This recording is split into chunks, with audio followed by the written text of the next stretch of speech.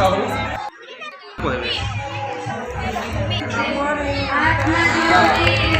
एवं वार्षिक अनुष्ठित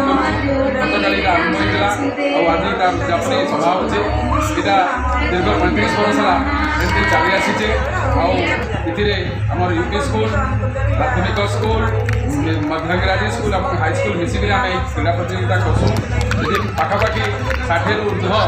आमर खेल अनुष्ठित होती और समस्त को पुरस्कार प्रदान कराई चार्टा विभाग अच्छे नेताजी राजाजी एवं बापूजी और छोट छोट छुआ मान गोटे स्वतंत्र विभाग भी रही है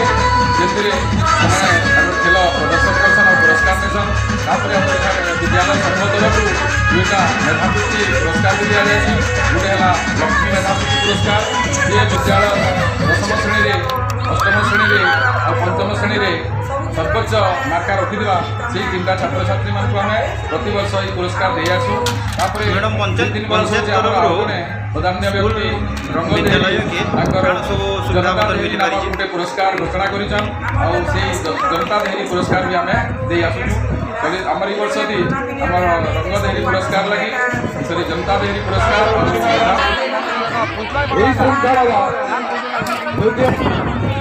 श्रृंखलार तृतीय पुरस्कार परवर्ती पुरस्कार रही